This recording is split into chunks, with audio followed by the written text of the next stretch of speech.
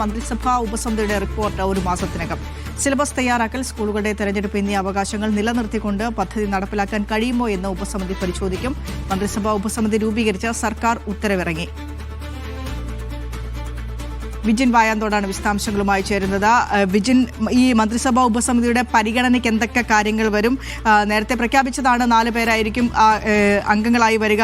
വിദ്യാഭ്യാസ മന്ത്രി ശംസുദ്ദീന്റെ കൺവീനറായിട്ടുള്ള മന്ത്രിസഭാ ഉപസമിതിയായിരിക്കും. ഉത്തരവിൽ എന്തൊക്കെയാണുള്ളത്? എന്തൊക്കെ കാര്യങ്ങൾ ഉപസമിതിയുടെ പരിഗണനയ്ക്ക് വരും?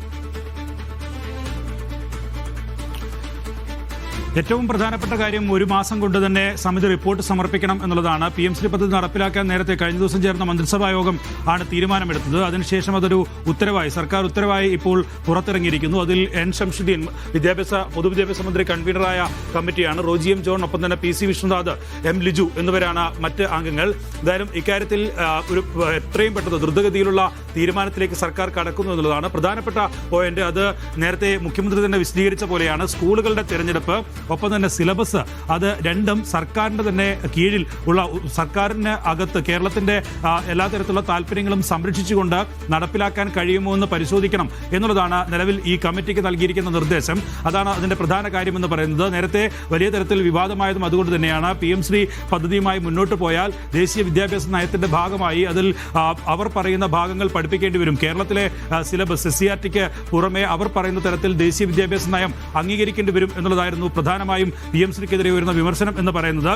മറ്റൊന്ന് സ്കൂളുകളുടെ തെരഞ്ഞെടുപ്പാണ്. സാധാരണഗതിയിൽ PMC കരാറുമായി ബന്ധപ്പെട്ട് പറയുന്നത്, അതായത് സ്കൂളുകളെ തിരഞ്ഞെടുക്കണമെങ്കിൽ അത് സർക്കാർ ഒരു ലിസ്റ്റ് തയ്യാറാക്കണം. സംസ്ഥാന സർക്കാർ ഒരു ലിസ്റ്റ് തയ്യാറാക്കി അത് PMCയുടെ സൈറ്റിലേക്ക് അപ്ലോഡ് ചെയ്യുകയാണ് വേണ്ടത്. പിന്നീട് അവരാണ്, PMC ആണ് ഇതിൽ തീരുമാനമെടുക്കുന്നത്. പദ്ധതിയുമായി ബന്ധപ്പെട്ട് ഏതൊക്കെ സ്കൂളുകളിൽ നടപ്പിലാക്കണം എന്ന തീരുമാനം അത് സ്കൂളുകളെ തിരഞ്ഞെടുക്കുന്നത് ഉൾപ്പെടെ കേന്ദ്ര സർക്കാരാണ്. അതുകൊണ്ട് തന്നെ ഈ രണ്ട് കാര്യത്തിലായിരുന്നു വലിയ തരത്തിലുള്ള വിമർശനം ഉണ്ടായിരുന്നത്. പിന്നീട് ഒന്നുള്ളത്, അത് മാറ്റാൻ കഴിയാത്ത തീരുമാനമാണ്. അത് കാരണം PMC പദ്ധതിയുമായി ബന്ധപ്പെട്ട് മുന്നോട്ട് പോയാൽ ആ സ്കൂളുകളിൽ, തിരഞ്ഞെടുക്കുന്ന സ്കൂളുകൾക്ക് പ്രധാനമന്ത്രിയുടെ ചിത്രം വെച്ച PMC എന്ന എഴുതിയ ബോർഡുകൾ സ്ഥാപിക്കണം എന്നുള്ളതാണ്. അത് ഏറെക്കുറെ പ്രശ്നമില്ലാത്തൊരു കാര്യമാണ്. പക്ഷേ നമ്മുടെ സിലബസിലേക്ക് അത് കേന്ദ്ര സർക്കാർ കടന്നു കയറുമോ എന്നുള്ളതായിരുന്നു പ്രധാനപ്പെട്ട കാര്യം. സംഘപരിവാർ അജണ്ട നടപ്പിലാക്കാനുള്ള നീക്കങ്ങൾ PMCയിലൂടെ നടത്താനാണ് PMC പദ്ധതി തന്നെ കൊണ്ടുവന്നത് എന്നുള്ള വിമർശനം പ്രതിപക്ഷ സംസ്ഥാനങ്ങളെല്ലാം എല്ലാ ഘട്ടത്തിലും ഉന്നയിച്ചതാണ്. കോൺഗ്രസും ലീഗും ഒക്കെ മുന്നോട്ട് വെച്ചതും അതേ അഭിപ്രായം തന്നെയാണ്. അതുകൊണ്ട് തന്നെയാണ് കഴിഞ്ഞ LDF സർക്കാരിന്റെ കാലത്ത് PMC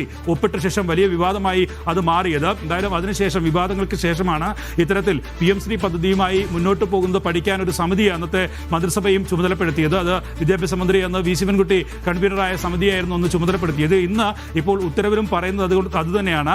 കഴിഞ്ഞ മന്ത്രിസഭാ ഉപസമിതിയുടെ കാലാവധി കഴിഞ്ഞ പശ്ചാത്തലത്തിൽ പുതിയ മന്ത്രിസഭാ ഉപസമിതി രൂപീകരിക്കുന്നു എന്നുള്ളതാണ് നിലവിലിപ്പോൾ എന്തായാലും ഈ പറഞ്ഞിരിക്കുന്നത്. ആ ഉത്തരവിൽ തന്നെ പറഞ്ഞിരിക്കുന്നത് അവരുടെ ചുമതല എന്ന് പറയുന്നത്, ഉത്തരവാദിത്വം എന്ന് പറയുന്നത് നിലവിൽ നേരത്തെ ഉണ്ടായിരുന്ന പഠിക്കാനുള്ള നിർദ്ദേശങ്ങൾ, ആ നിർദ്ദേശങ്ങൾക്കപ്പുറം സിലബസ് തീരുമാനിക്കുന്നത് സർക്കാരിന്റെ അധികാരത്തിൽ പെടുന്നതാണോ, അല്ലെങ്കിൽ മറ്റേതെങ്കിലും തരത്തിൽ കേന്ദ്ര സർക്കാർ അതിൽ ഇടപെടാൻ പോകുന്നോ എന്ന കാര്യം പഠിക്കാനും, ഒപ്പം തന്നെ സ്കൂളുകൾ തിരഞ്ഞെടുക്കാനുള്ള ചുമതല അത് സർക്കാരിന് തന്നെ നൽകുന്ന തരത്തിൽ ഭരണഘടനാപരമായ അവകാശങ്ങൾ അത് നിലനിർത്താൻ കഴിയുമോ എന്ന കാര്യം പഠിക്കണം എന്നുള്ളതാണ്. പഠിച്ച് റിപ്പോർട്ട് സമർപ്പിക്കണമെന്നതാണ്. എന്തായാലും ഒരു മാസം കൊണ്ട് തന്നെ റിപ്പോർട്ട് സമർപ്പിക്കാനുള്ള നിർദ്ദേശം ഇപ്പോൾ ഉപസമിതിക്ക് വന്നിരിക്കുന്നു. എത്രയും പെട്ടെന്ന് ഉപസമിതി യോഗം ചേർന്ന ഇക്കാര്യത്തിൽ ഏതൊക്കെ തരത്തിലുള്ള നടപടികൾ മുന്നോട്ട് കൊണ്ടുപോകാമെന്ന കാര്യത്തിലുള്ള ചർച്ചകളായിരിക്കും നടത്തുക. നേരത്തെ തന്നെ പൊതുവിദ്യാഭ്യാസ സെക്രട്ടറിയോട് ഈ സർക്കാർ അധികാരത്തിൽ വന്ന ശേഷം പൊതുവിദ്യാഭ്യാസ മന്ത്രി N ശംസുദ്ദീൻ നിർദ്ദേശം നൽകിയിരുന്നു. അതിൽ ഒരു റിപ്പോർട്ട് സമർപ്പിക്കാൻ, തൽസ്ഥിതി വിവരങ്ങൾ നൽകാനായിരുന്നു ആ ഘട്ടത്തിൽ പറഞ്ഞത്.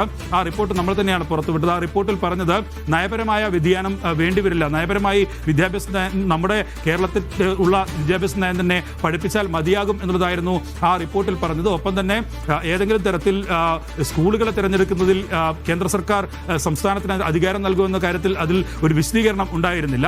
സാമ്പത്തികമായി SSK ഉൾപ്പെടെയുള്ള ഫണ്ടുകൾ ലഭിക്കണമെങ്കിൽ ഈ പദ്ധതിയുമായി മുന്നോട്ട് പോയില്ലെങ്കിൽ അത് കേന്ദ്ര സർക്കാർ ആ ഫണ്ട് തടഞ്ഞു വെക്കുന്ന സാഹചര്യം ഉണ്ടാകുമെന്ന് ആ റിപ്പോർട്ടിൽ തന്നെ പറഞ്ഞിരുന്നു. ഒപ്പം തന്നെ ഈ സ്കൂളുകളിൽ ബോർഡ് വെക്കുന്ന കാര്യത്തിൽ അതിൽ വിട്ടുവീഴ്ച കേന്ദ്ര സർക്കാരിന്റെ ഭാഗത്തുനിന്നുണ്ടാകില്ല എന്ന നിർദ്ദേശവും ആ റിപ്പോർട്ടിൽ ഉണ്ടായിരുന്നു. അതുമായി മുന്നോട്ട് പോകേണ്ടി വരും എന്ന കാര്യം കാര്യവും ആ റിപ്പോർട്ടിൽ സൂചിപ്പിച്ചതാണ്.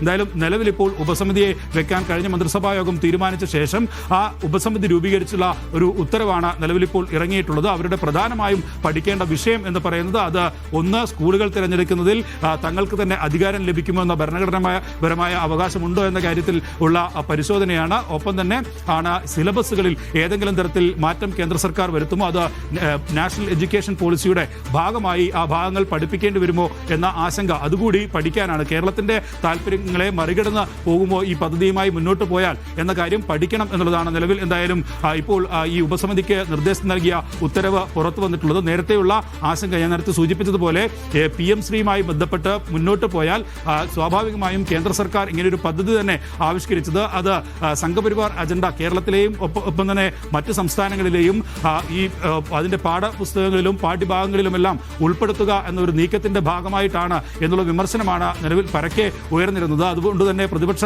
സംസ്ഥാനങ്ങൾ പരമാവധി PM ശ്രീ പദ്ധതിയിൽ ഒപ്പിടാതെ മാറിയിരുന്നു. പിന്നീടാണ് കർണാടകവും ഒപ്പം തന്നെ പഞ്ചാബും ഉൾപ്പെടെയുള്ള കോൺഗ്രസ് അന്ന് ഭരിച്ച സംസ്ഥാനങ്ങൾക്ക് അതിൽ ഒപ്പിടേണ്ടി വന്നത്. പഞ്ചാബ് പിന്നീട് പിന്മാറി. പക്ഷേ ഫണ്ട് ലഭിക്കാത്ത സാഹചര്യം വന്നതോടെ പിന്നീട് ആ പദ്ധതിയിലേക്ക് പഞ്ചാബ് പോവുകയായിരുന്നു ചെയ്തത്.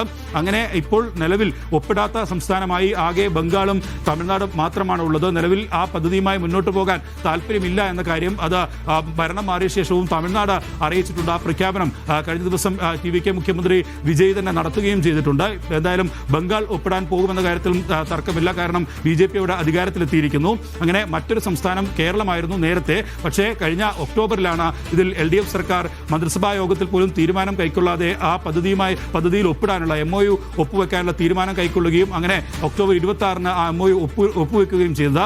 അതിനുശേഷമാണ് വലിയ വിവാദം, CPI ഉയർത്തിയ വിവാദം. അത് പിന്നീട് കേരളത്തിൽ അങ്ങോളം ഇങ്ങോളം വലിയ വിവാദമായി അത് മാറുകയായിരുന്നു. അതിനുശേഷമാണ് നിലവിൽ എന്തായാലും ഇപ്പോൾ ഒപ്പിട്ട കരാറുമായി മുന്നോട്ട് പോകാനുള്ള തീരുമാനം UDF സർക്കാർ കൈക്കൊണ്ടത്. ആ തീരുമാനത്തിന്റെ ഭാഗമായി നിയോഗിച്ച മന്ത്രിസഭാ ഉപസമിതിയുടെ അതിനെ രൂപീകരിച്ചുകൊണ്ടുള്ള ഉത്തരവാണ് നിലവിൽ ഇപ്പോൾ ഇറങ്ങിയിരിക്കുന്നത്. വിനിഷ. ശരി, വിജിൻ വായാന്തോടാണ് വിശദാംശങ്ങൾ പങ്കുവച്ചത്.